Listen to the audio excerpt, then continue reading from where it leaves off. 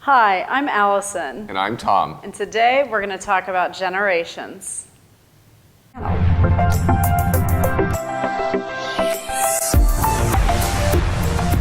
What we haven't talked about, though, is Gen Z yet. You know, Gen Z, which is the youngest generation, which is, by the way, when they become adults, it's the end of the world. We've run out of alphabet. Oh, no, they already started over with Gen A. Yeah, I know. But Gen Z is extremely serious. I mean, I've had a few of them in readings because I really cut off readings at about 20 or 21. So they're motivated. They're super motivated. They're very serious. You can use the Parkland students as an example because they're fierce. They're political. They want change. They speak out. And I get the sense again of a boomer energy there, but they're not frivolous. I don't think them as frivolous. The Gen Zs that I've been around and I've watched them all grow up, our daughter's friends included, are more like Gen X.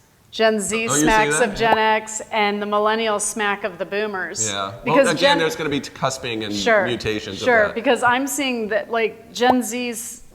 One of our daughters is graduating college a year early, the other one's a semester early. Mm-hmm. Like they're motivated, they want to get in the workforce. They don't want to live with us. They both live outside of our home in their own apartments. And so people are like, how'd you get them to do that? We raised them to know what they wanted and to be motivated people, and they just are. It's expected of them.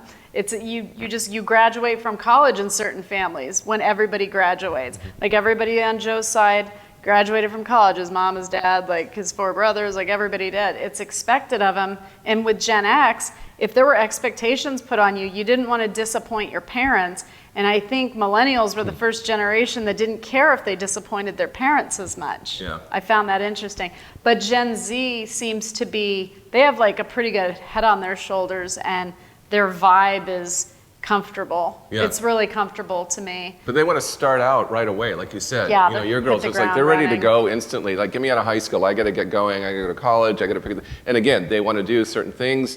From the generations of Gen Z, right. More than boomers, said to them, "You can do anything you want." Right. You know, because they have the options to do anything they want because again, women have more power now than they ever did. We're used to having men and women, work together and compete with each other, and it's not brand new anymore. And they're accepting of that. There's so much more acceptance of they're things. They're a generation, and I don't know if millennials recognize this about their generation too, that were born not having to break that glass ceiling. Right. It's already been cracked for you. Yeah. So everything else is handed to you in a way. You just have to do the work. And for Gen X, I mean, there was still a little breaking that we had to do, but our generation, if you got slapped on the ass at work, unfortunately, it was just like, you just stayed away from that person. You didn't put it on social media, and I'm not saying people shouldn't. Do what you need to do, but we learned to stay away from certain people and to keep with school to get to a better place so that you don't have to stay working in a donut shop, things like that. So we moved with it, and now I see a lot of millennials putting their entire life force into protesting. It's fine to protest from time to time, and Joe and I marched on the White House for. It was in the 90s. Oh no, it was very early 2000s, like 2000, I think it was 2001, right in there. And it was for child abduction. We were kind of saying if Chelsea was abducted, you would have found her by now. Right. So we were there with all these parents of murdered children protesting. It was something we believed in.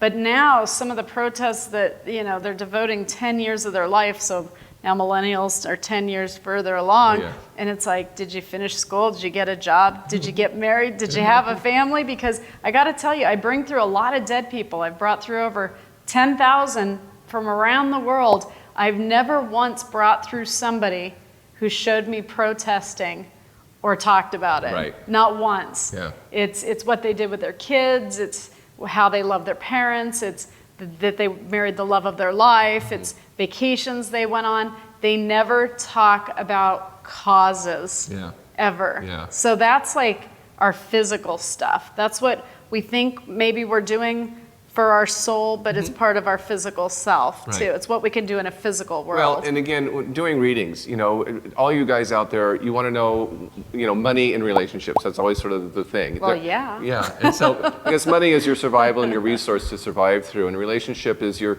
interconnection with each other and all of us together and how we make that work out. But it's much bigger than that, because we come in with dreams, we come in with passions and desires. And they're all very unique, and they're not looking at our own uniqueness. We're looking at sort of how much money am I supposed to make and who am I supposed to be with. And so I get the sense with millennials, a much more spiritual need. Very spiritual. More spiritual need, Yes. more than just that. It's like when I give them their story and I tell them what their gifts and talents are and that go in that direction, because that's how you'll be successful, because it's already natural to you. Don't be a mechanic when you want to be, a dancer. If you're a dancer, be a dancer. Right, yeah. And there's freedom to do that in this country. This country allows you to be a free individual to explore those and things. some people say, well, you can't get rich doing that. It's like, I think there's generations confusing what matters right now. And you don't do something because you're going to get rich from it. You do it because you're good at it and it makes you happy. But you also don't have readings from anybody who said, I was so much happy with all the money in the big house I had. Never. I've never brought anyone through like it's that. It's the same thing. No. And The ones that did have love, loved a lot. Yeah. They will show me jewelry, but they got it yeah, right. those are the ladies. Those are the ladies, yes. Those are the ladies. Yeah. Or the men will show a ring that's an affiliation. Like or an empty wallet. Oh, no, they never show that. They never show that, but they'll show like a fraternity ring or a masonry, that they're a mason worker, that sort of thing. Or they're military and they died in the war. And so I get a lot of military guys that'll show themselves in a bar at a table with all their buddies that they lost before. Right. That now that they've died at 80, they got them back. So let's talk a little bit about my generation. Yeah, your generation. Back to you. Yes. Generation X. Yes. Which I have to say on behalf of my generation, we're actually really proud of our generation. And even though the boomers saw it fit to name us something generic, the energy of being an X, which is generic, Generation Excellent, man. Like we just took it and rolled with it. It's like calling somebody a Yankee, we made a Yankee pot roast out of it, So that's the energy of Gen Xers that I've grown up with. I threw third place trophies away. It wasn't good enough. Highly competitive. Rub some dirt in it. You don't cry when you fall down and get hurt. I mean, that's how we were raised, and a lot of it was the grandparents that were the greatest generation, and then the boomers who were repeating what their fathers said to them. Right. So we were actually pretty rough and tumble a generation. Well, doing readings for Gen X women particularly, I always found that the Gen X women came into their power in their 40s, right when they started turning 40. Yeah. And so the early 40s, there's another signature in astrology that signatures a big shift and change. If they've been in a bad marriage, that's when it's over. And powerful 40s, you told me. Yes, powerful 40s. And so that generation gets quicker to the better marriage and in situation. And they may have, not like you, they may have started kids maybe in their 30s. And so it's the first where they go, oh, I've had a career, I know what it's like. I know a lot of them. Yeah. I know a lot of those women. And then even now, as they're in their 50s, you'll find that when they get to the empty nest syndrome, they know what they want to do after that. Where a lot of the boomer women go, what do I do now? Right. It's like I'm going to retire and live off Social Security. Well, those that are in the Gen X, your generation, Date they're night. like, They kept date night. Yeah, is what they they want did. to. They want to date. They want to Their work. husband and they want to wife. do something, and they're very humanitarianly driven. And so they want to be about a cause. They want to be part of something where their service, because it's Pluto and Virgo, which is their service, has more than just the basic needs of survival. They want to have a purpose in their life to what they're doing now, and that's where you guys are. It makes total sense, and all of the people, and I can only use the people that I grew up with and who I still know on, Facebook, because only us older generations are on Facebook now, right? That's what my kids say. What's Facebook? I know. I'll send you a telegraph to people I grew up with on Facebook that are Gen Xers. Some of them have like 7-year-olds and like little kids now, but they go on date night and they keep their relationship fresh and they actually work at it. And I don't think that was something that existed, not that couples didn't go on dates. I think it was more maybe driven for business, like their company's having a party, I need you to look nice, put your best dress on and be ready at 6. Right. You know, it was more like that. But Gen X, we had Journey, we had REO Speedwagon. Oh, there she goes with the like all music. these love songs, and we had the Beatles. Exactly. And so we grew up on, well, that's why you guys love everyone else and we love each other. Yeah, okay, you know? okay. And so we were in the roller skating rink, couple skating, and listening to all this music that was just about the one person. And I think that did have an effect on us, and that we believed in love, and that there was that possible one love out there. And I just think for boomers, it was more about women maybe saw it as Cinderella, like something more like the fairy tale in a book, and I think men saw it as a woman's duty. Well, and you guys were more practical. I mean, you're very grounded, and it's very like, this is what I want, this is how I want it to look, and you're going for the real thing. There is no fairy tale princess. Right. Yeah. Well, boo. Yeah. Just kidding. But then the millennials, they believe in all things cosmic, which is great, that they're very open. They're very open. They're very easy to read. Yeah. I love reading the millennials. Because they're receptive and they want the information. They're not resisting it. They're just like, oh, give me more, give me more. Right. And so, we're the boomers, it's like, oh, no, I didn't get there. I didn't do that. It's like, well, it doesn't mean you still can't. Oh, it's too late. Well, the millennials in their formative years, they had shows, they had Medium. They had some other shows that were on, based on souls, and they had Harry Potter going on. And I think it just opened them up to being, they're very spiritual, and I just think there's a percentage, a big chunk of the generation that needs to learn to be more grounded.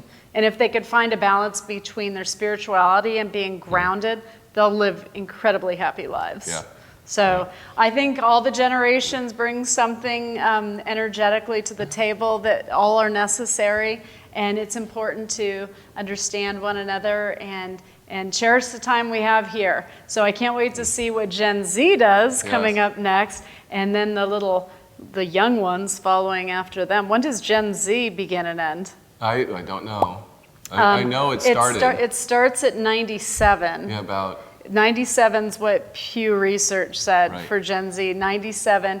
And their generation is the Pluto and Sagittarius. Oh, that makes so much. They're gonna have so much fun. Yeah, they're gonna have so much fun. I mean, they're serious, so but they don't want to settle for anything. They just want to keep moving on and moving on and moving. They want to experience. They want to travel. And that's the spirituality, because it rules. Well, it did rule religion, but when you ask them if you're religious, they go, "No, I'm more spiritual." Is their answer. Right. That's true. So they're seeking like anybody else, like we all are seeking, but they're looking in so many different avenues of answers than we'd ever did before. It's very exciting. I'm very excited about the new generation coming up to add to the spectrum of light that we've all brought. Yeah. And so thank you for speaking with me today about generations. I love doing these talks with you. Same here. Until next time, please like and subscribe.